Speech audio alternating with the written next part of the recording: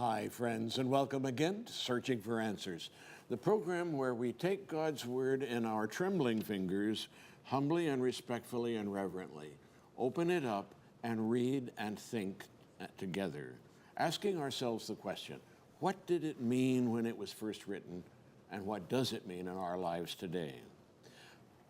Participants, above all, the most important, include you. You are the most important. But at the same time, as our discussants here, we include Dr. Bernard Taylor, an Old Testament scholar who knows a whole lot about the New Testament, and Dr. Leo Rancelin, a New Testament scholar who knows a whole bunch about the Old Testament. We're glad they're both on hand. My name is John Jones, La Sierra University, and we'll get started. It's been some years now, something like a couple of decades that this program's been going. But over that period of time, we have almost entirely made this a New Testament experience.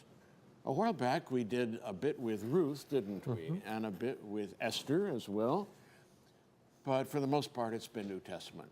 At this point, we are opening up a new series on an Old Testament book, the famous but short little book of Amos, as his name would have been pronounced, but we pronounce it Amos, and that'll do.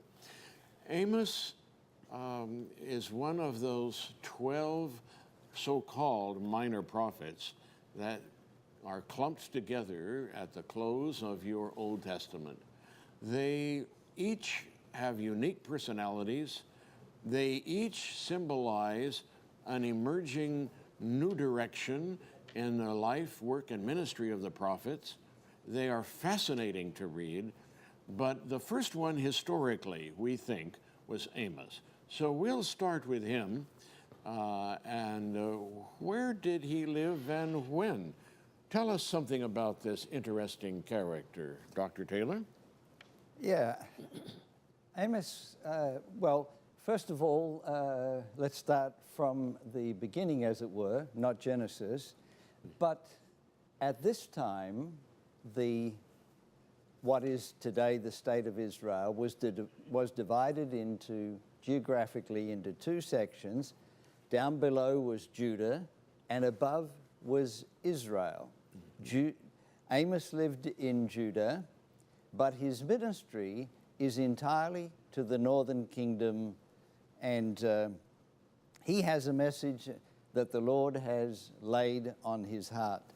So we are towards the middle of the 8th century, in the 700s, Yeah. and that's a long time ago. So that's 2,700 years roughly.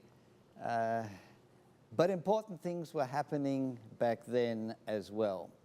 So, as was noted, Amos is called a prophet. In 1 Samuel chapter 1 and verse 3, it records that there was a change in name for the office. They used to be called a roer, one who sees. Now, if you could put 3 E's in a row in the English language, but if you hyphenate it as a seer, and then that becomes abbreviated into a seer, one who sees. And then they were called a navi, a prophet. We don't know the origin of that word, but that's the name that still persists at the time of Amos and through all of the other prophets, all the way down to Malachi. And the minor prophets, incidentally, originally meant small. The 12 little prophets would have fitted onto one scroll. Yeah. So you have the big 3, Isaiah, Jeremiah, and Ezekiel, and then you have the 12 little ones. Now, in some texts, like in the Greek translation, the minor prophets precede the major prophets because many of them did that anyway. Yeah, in fact, Isaiah apparently came along after Amos. Yes, contemporaneous with Micah. Yeah. Yes, yes. So that's the rough time frame. The nations to be noted are Assyria.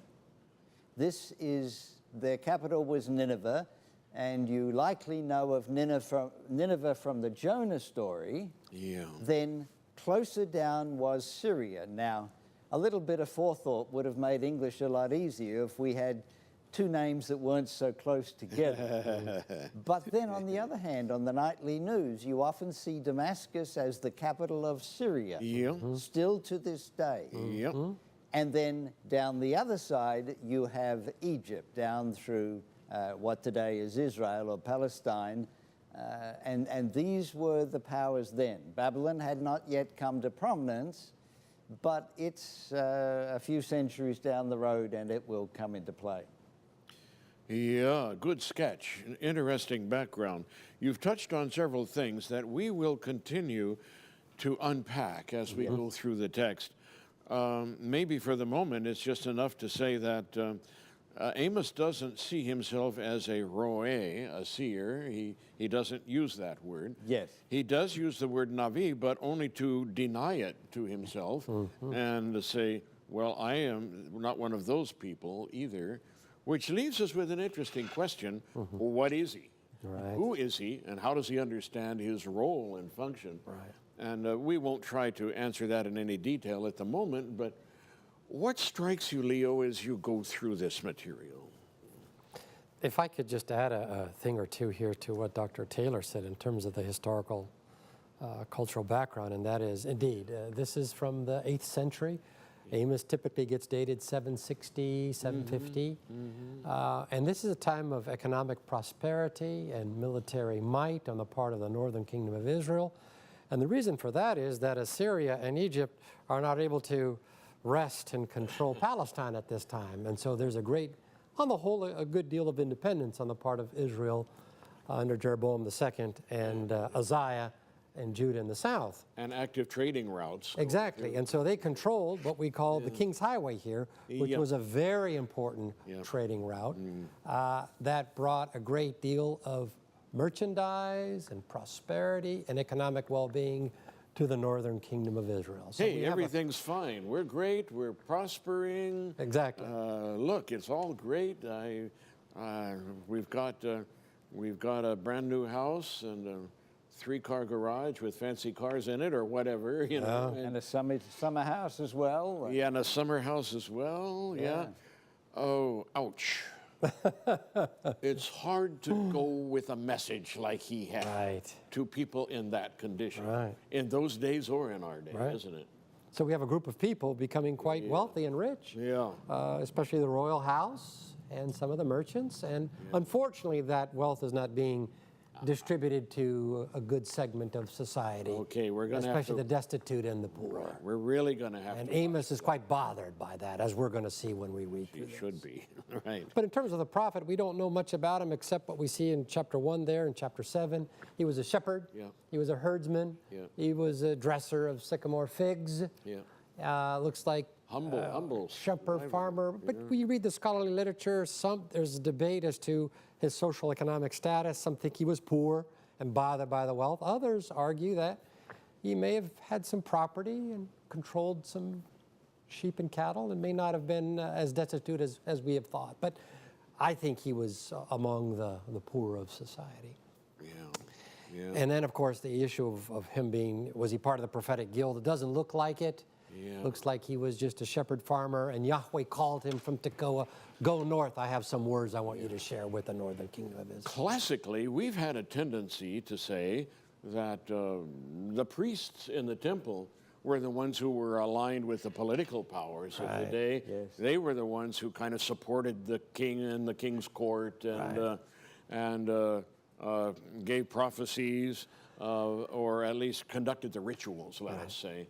And the ceremonies, they were in charge of all of that. We have also had a tendency to say that the prophets actually were cut out of very different cloth. We think of John the Baptist living in animal skins out in the desert and kind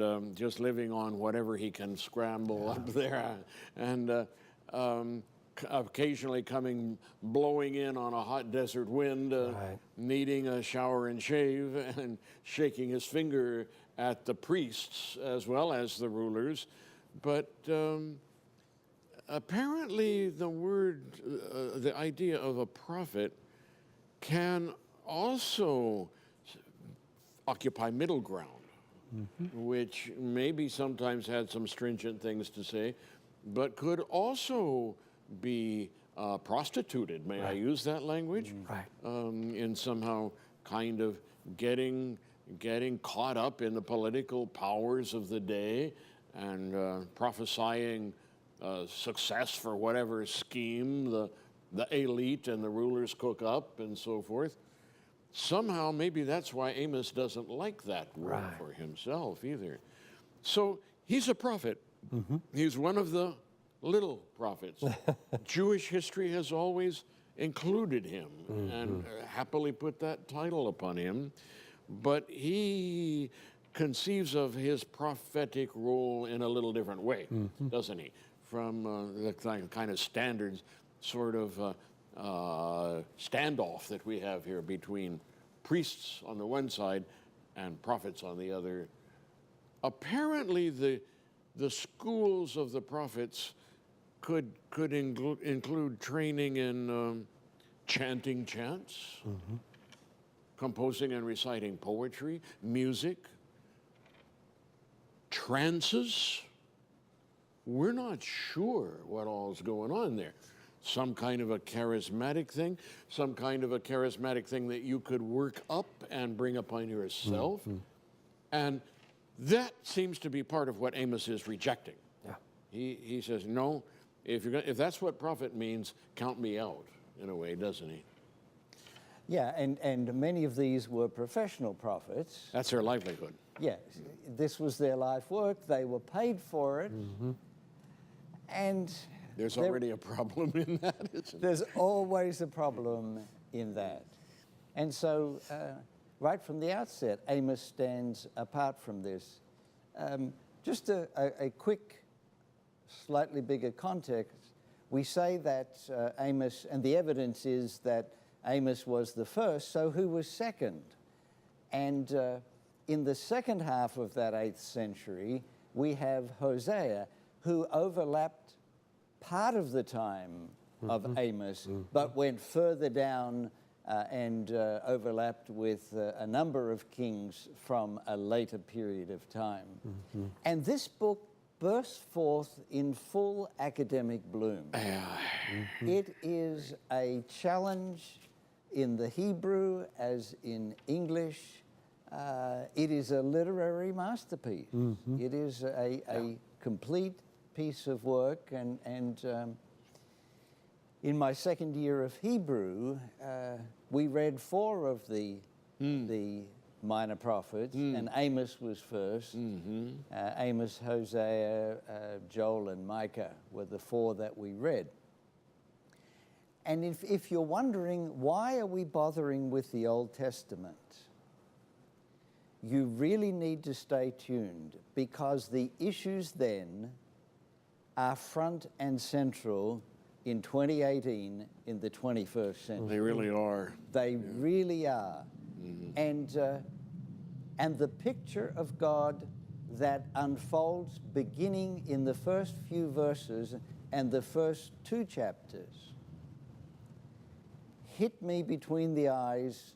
Yeah. I had never heard of this message, and I wish that I had known of it earlier. How compassionate God is, and the extent to which, and the way he finally crafted the message that was delivered to the people. But we'll come to that shortly. But don't prejudge. Don't prejudge Amos. Yes, good advice. We will deal as we go along with a lot of the prejudices that you, as we grew up with, but in a careful study of the Old Testament, don't prove to be the case. Exactly so. And another reason, very valid reason, for spending some time with Amos and his ilk, these other minor prophets, Yes. is that Jesus in some way consciously aligns himself Right. with this prophetic voice, Right. these people. Prophecy is turning a corner in a way, isn't it? Yes. With these prophets, a new perspective on things. And Jesus is deliberately aligning himself with this when he says, for example, if you knew what it meant that God desires mercy, not sacrifice, for example, he is right in line with these. Right. So we do need to do our homework a little on this, don't we? So, Romans chapter 1 seems to Yep. be crafted on the first yeah, 2 verses yeah, by Paul. And you see, yeah, the better we understand the Old Testament, the better Yeah. we understand the New. yeah, And it's fascinating as we read this to be conscious of what's being said and how it's being said, and to wonder how the message from such geographically distant places got to be recorded here. yeah, long ago and far away, but human nature is the link, isn't it? Yeah. Yeah. Yeah. So apparently, not every word of this has to be attributed directly to Amos. We'll get into that as we go along. But we may start even with the opening verse. The words of Amos, who was among the shepherds of Tekoa, which he saw, that's an interesting matter we need to look at, concerning Israel in the days of King Uzziah of Judah, in the days of King Jeroboam, that's Jeroboam the second, son of Joash of Israel, 2 years before the earthquake. We cannot identify that earthquake. Right. So it doesn't help us with the dating at all. But as you say, Leo, this is about, middle of the 700s, somewhere there. Remember, a reminder to our viewers, we're counting backwards here Right. toward Christ as time goes on. So here we are, the words of Amos. Many of these prophets start off with the word of the Lord. Well, this is a word of the Lord, but here it's given through Amos. It's presented as given through Amos, yeah. And he's among the shepherds, Right. yeah. We can identify the rule of these kings. They overlap. The two kings are almost coterminous in their time. And once we have that opening caption in verse 1, we get right into the Lord roaring from Zion. Now, there's a little oddity here. It's the words of Amos which we would expect the verb heard. Yes. And here it says he saw. Yeah. It is the case of these 9 chapters that the last couple, 3 chapters are visions. Right. So they are things that he saw. Any further thoughts on that? What is the word in the Hebrew? Is it Davar? davar? Yes. Which can also mean something like the message or even the concern. Yes. Can't it? And the beginning of Jeremiah is similar, except there it is singular, and this is plural. Yeah. I don't think that this would cause anybody any concern at the time. Yeah. But it does appear to us. So you hear words, you don't see them. Although prophets like Amos had insights, Yeah. and Yeah. whether that's, I'm inclined to think that's our perspective, but at the same time, the hearer would not be unaware of the fact that these are words that were seen and not heard.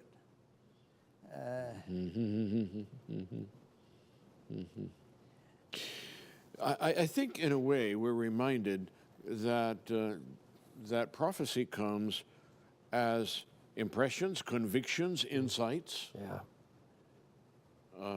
from on high, but that the prophet has some freedom as to how he shall express. And that's apparently what's at work here. Yeah, and you mentioned that later on there are four visions recounted in the first person where Amos is recounting what he saw. Yeah. And but that doesn't necessarily cover everything else. Yeah.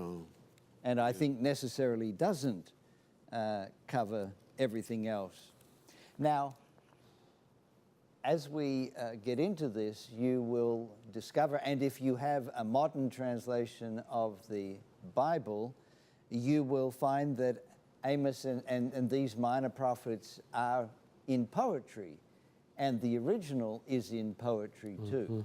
And in this connection, we perhaps should add another thing that is easy to take for granted, but our Old Testament is a translation of the Hebrew Bible. Almost all of it is in Hebrew. There's just a section in the book of Ezra and a larger section in the book of Daniel, and all the rest is in Hebrew. It's a Semitic language. It's not an Indo-European like Greek and Latin and English and German and all of those other languages. This is a different culture. This is a different way of giving expression. However, every language is adequate to express the thoughts of the speakers of the language because they're free to change it. Exactly. However they do it, whether by adopting other words from other languages or whatever it may be. So the language is not in any sense inadequate, although there is not the range of nuancing that we are accustomed to in English. 16 volumes of the Oxford English Dictionary. Yes. There's just a plethora of words and English has too many words. yes. Yeah. And so this has to be translated. Yeah. So, but in so doing, we can translate it up or translate it down, so to speak, a little bit, can't we? Yes. So here we are. Verse 2 may be just a kind of a way of getting us into the indictments of these other civilizations that follow through chapters 1 and 2. If I could just make a comment before then. Yeah. It begins in the Hebrew Divrei Amos, the words of Amos. Yeah. And then we hear that he is amongst the shepherds, as has been said. Normally at this stage, you would have a patronymy. You would learn of who his father was. There is very little about Amos. And when... we know his father was not a prophet. Yes, right, that's it. And you see, that's all we know. No mention of Amos anywhere else in the Old Testament. And that's the reason, as Leo was doing, that we read the text so carefully, because that's all we have. Yeah. We don't want to overread it, but we don't want to miss anything. That's right. And it doesn't necessarily follow that because there is no father mentioned. Elijah's father is not mentioned, for instance. Yeah, so the standard form would be Amos, son of whoever, right? But we don't have that. Yes. I don't know. That makes me think he's from the lower echelons of society, Leo. What do you think? A farmer, Yeah. You know, you were talking about the experience of the prophet with Yahweh. We can press the text as far as we can, but then there's a mystical dimension to that that we just can't seem to quite grasp as fully. You know, I think of the words of Jesus in Luke chapter 4. The Spirit of the Lord is upon me. He has anointed me to preach good news. So there's quoting the prophets, of course, and that's a prophetic experience that the prophets had with Yahweh. But whatever we can say about that experience, they were quite convicted that what they were sharing were the words of the Lord. Yeah. Even when the Lord roars, as we have here in the very next verse. So Leo, as the final moments tick down here, take us through just that verse 2 as a kind of an umbrella over all that follows. It's kind of a synopsis or a Yeah. thesis of the whole book, isn't it? Yeah. The Lord roars from Zion and utters his voice from Jerusalem. The pastures of the shepherds, my NRSV has wither, but I think other translations have mourn.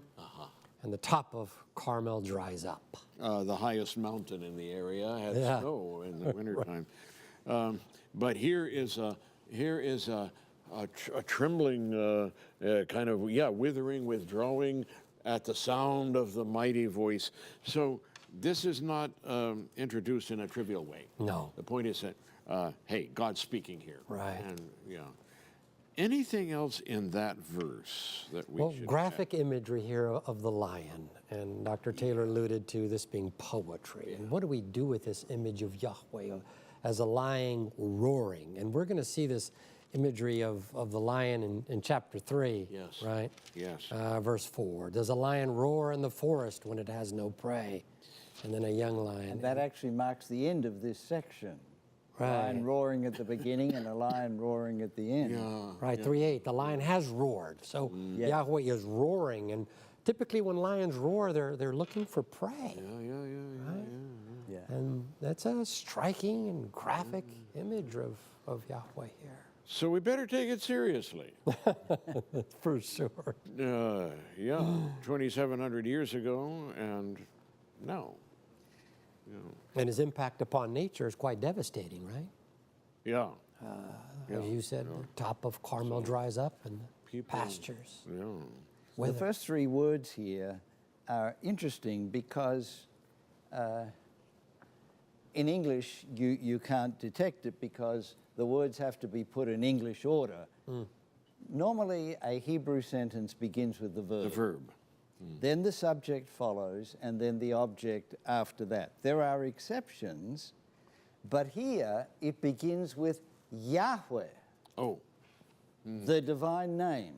Yahweh from Zion Right. roars, not from Samaria, the capital of the northern kingdom, but here is a message from the south. Yeah. And from Jerusalem, he thunders his voice. The verb is not of that nature, but the verb, the noun kol, is first of all the sound of animals and a loud sound of the animals, and so it matches the roar of the lion. Okay. Yeah. Next time we will need to Yeah. talk some about the nature of poetry, Hebrew poetry. We're just getting into it here. Yes. But, there The is that. cadences, even in translation, those measured cadences, the solemnity of it comes through, doesn't it? Yeah. Yeah. So here we are. We ask what the text meant as a way of getting at its meaning for us today. That includes looking at the background.